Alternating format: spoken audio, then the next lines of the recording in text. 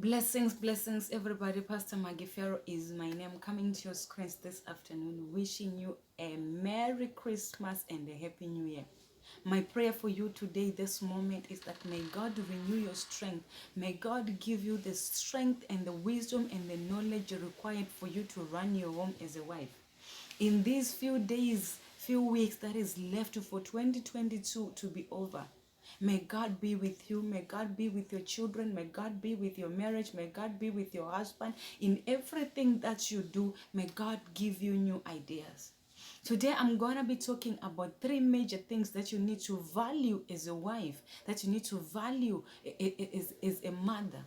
That's communication, finances, and sex. I'm going to start with finances. A lot of us, whenever a wife is talking about money, asking the husband for money, or talking about the subject of money, we automatically conclude that she's a gold digger. Not knowing that it's when we need finances, it's not about gold digging, but it's about the day-to-day runnings of our lives and our homes. How can you send the kids to school if you don't have the finances? How can you build a home if you don't have finances? How can you buy a car without the finances? How can you start a business without finances? So finance, as a wife, do not wait only for the husband to be bringing something to the table, but do something. I know many women will say, but my husband does not allow me to go to work. It's not about going to work for somebody. You can still use your hands. There is something that you can do. There is something God blessed those hands of yours to do. Be it hair plaiting, be it makeup, be it nails, even gardening. You can still do something and bring $1 in the house. You know, it's so exciting for you to go and bring your dollar and the husband brings $5. Even if you can waste food, you will not say too much, you will not complain too much. Why? Because you are bringing something to the table. But if he's the only one who is bringing finances in the house, there is always quarrel. Somebody is misusing something. There is always someone accusing someone of wasting money, of wasting food. As a wife, I encourage you today, use those hands. Use those hands. And stop complaining about my husband is not giving me money for this. My husband is not giving me money for that. Be a hustler. As a woman of today, be a hustler. The life is too hard. The life we are living in these days, everything is expensive and it is too hard that it requires the income of 2 people, not only one.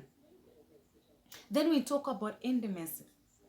A lot of women out there, I tell you, in marriages, they are only being intimate with their husband as a duty, not because they are enjoying it. Women, a lot of women, they are no longer enjoying sex in their marriages.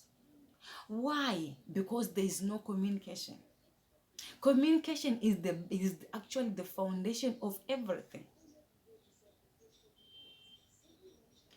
Communication, when you communicate with your wife, when you communicate with your husband, you are bringing the connection. You are not bringing a gap, but you are gluing the connection. You are keeping the connection together. Imagine the person left in the morning, not even how are you my husband, how are you my wife, the whole day comes back 7 p.m. Eat, sit on the sofa on the phone, no talking to the children, no talking to the wife, nothing. Goes to sleep, this one is facing that side, this one is facing that side, no good night. Only when someone feels like now I feel like I need to be intimate, then it's like, wake up, come, let's do it. How do you expect somebody to enjoy?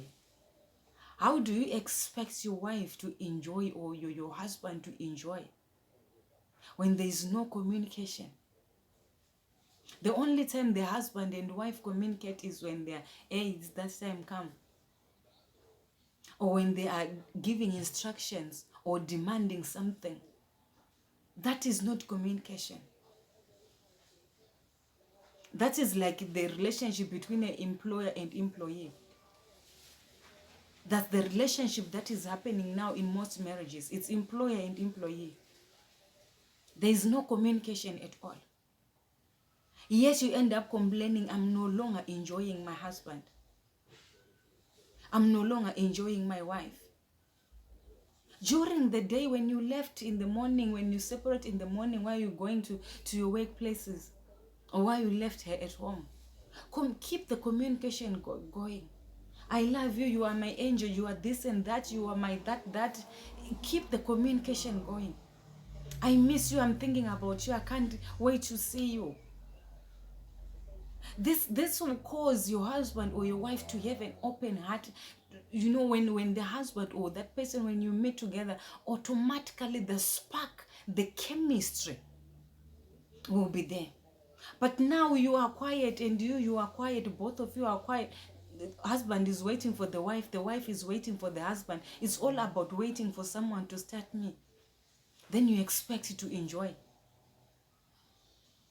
Then you think that somebody is bewitching you. Yet no, it's not about someone bewitching you, but it's about you not knowing the foundation. It's about time that we go back to the drawing board and check our communication. You spend the whole day on WhatsApp, but as you are on WhatsApp, you're not talking to your spouse. So what's the point of having the WhatsApp if your spouse is not, if you don't communicate with your spouse? You communicate with other people, you respond to their message there and there, but your wife, you are too busy for her. Your husband, you are too busy for him. Then you end up complaining, he doesn't talk to me, she doesn't talk to me. Let us go back to the drawing board and open that door of communication. The door of communication must remain open. God bless you, child of God, as you listen to this. I pray that may God open your eyes so that you can see, you'll be able to know where you went wrong.